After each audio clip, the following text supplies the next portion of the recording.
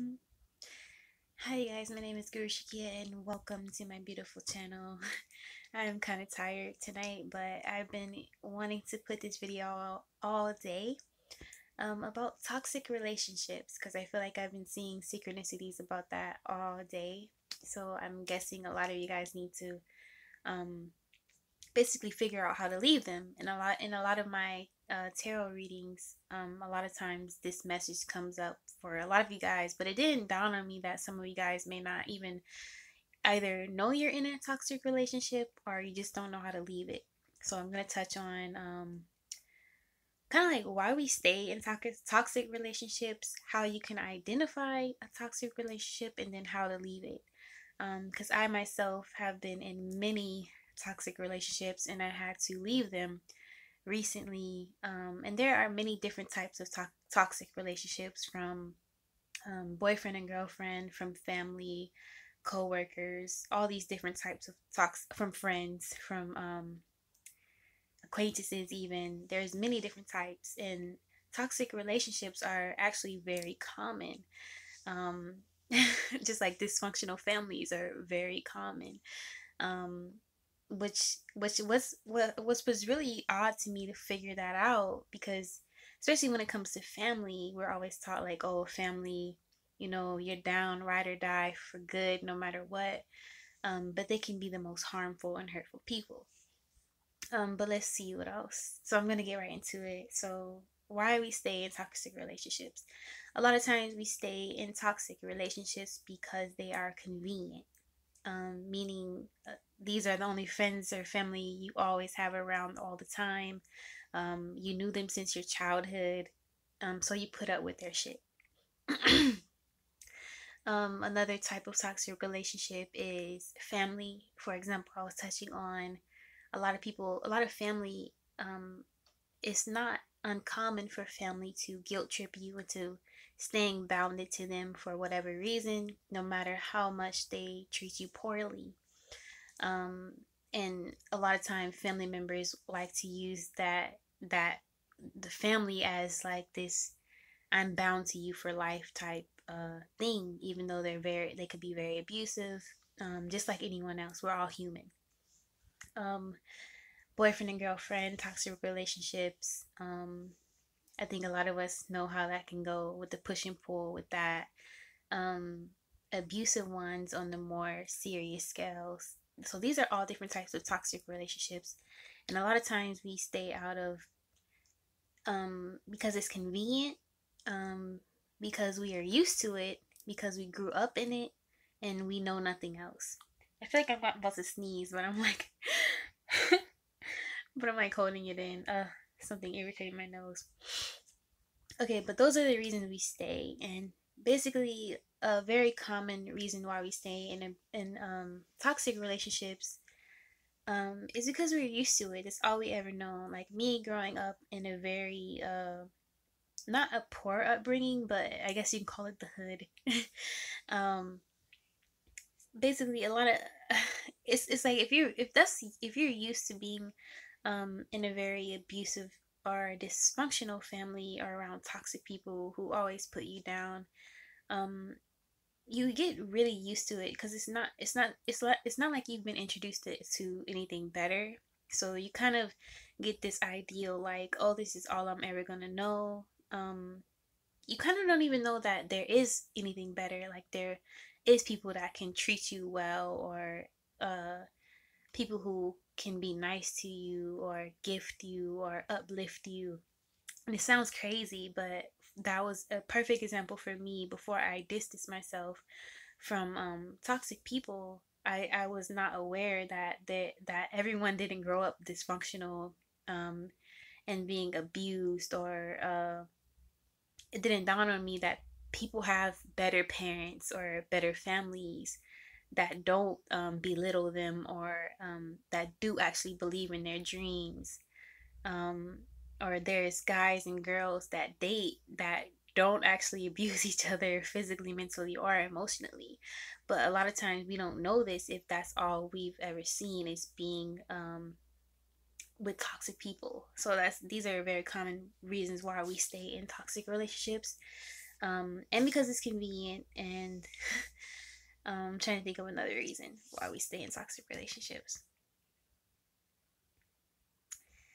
uh it's crazy, but I feel like some of us like the abuse, because as crazy as that sounds, but a lot of us, if we wallow in self-doubt and we have self-worth issues, a lot of times we like to gravitate towards people who are toxic, who's going to always poke at our wounds, to remind us that we aren't shit, or that we aren't worthy of greater things or greater vibrations or people. So that could be another reason. As crazy as that sounds, I feel like I used to be that type of person as well before I figured out my self worth and practiced self love. Um, but what else? So, how to identify your kind of briefly, how to identify you're in a toxic relationship. Um, basically, um, if a person, you have to kind of pick a person that you spend a lot of time with, right? Kind of on a scale of 1 to 10, how negative is this person? That's something you can automatically check off the list. If that person is negative, and how negative are they on a, or is it on an all the time basis? That's one way to determine if you're around a toxic person. If you're around someone and you feel drained all the time, that's definitely a red flag that you're around a toxic relationship. If you always feel belittled, hurt emotionally, meaning if someone mask their advice, um, and criticism as helpful, but you always leave feeling hurt. You are not paranoid. Those people are toxic. Um, if you, what's another example?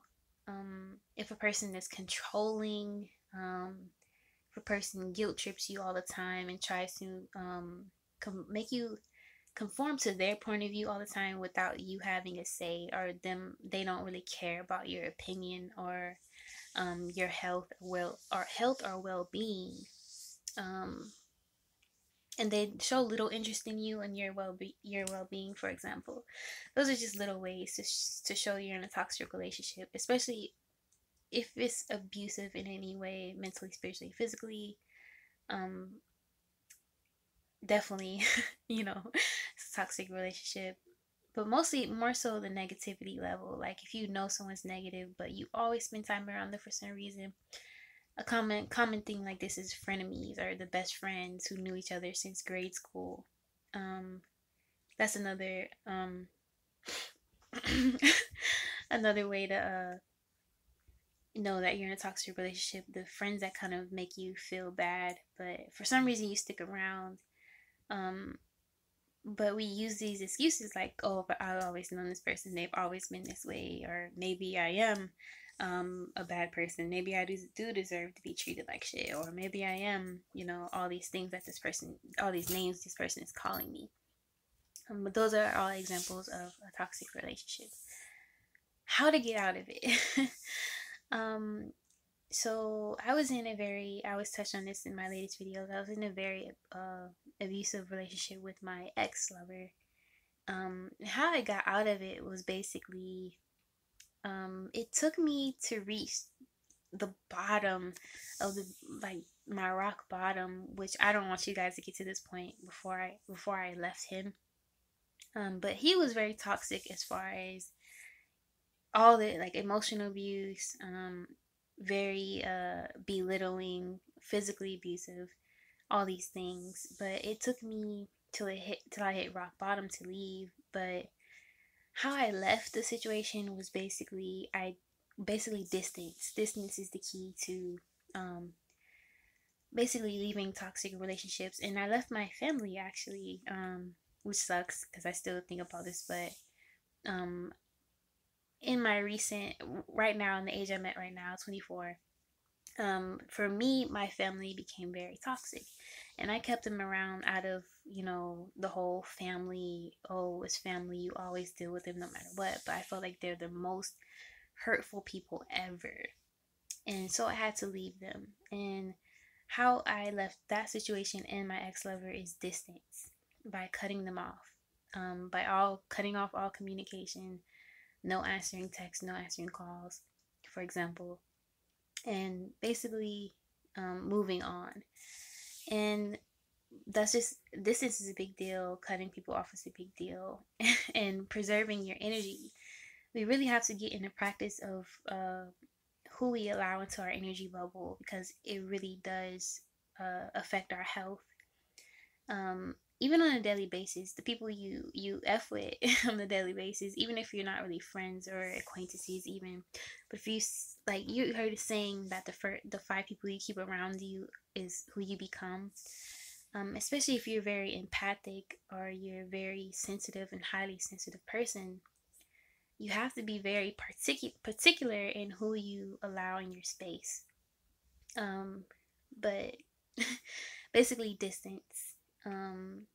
Don't allow anyone to guilt trip you. Um, go by vibes, vibrations. So, not by what people are telling you, they are, but how you feel and their actions. So take all that into account. Um, I'm trying to think other than distance. How did I get out of toxic relationships? You have to realize your self worth. You have to start practicing self love. Um, and raising your vibration. A lot of it is by self love, because I feel like a lot of how you can fix your relationships and get better ones even is by figuring out your worth, because there's a reason why you're settling for people who aren't good enough or who are toxic in their vibration, is because you haven't seen your worth yet.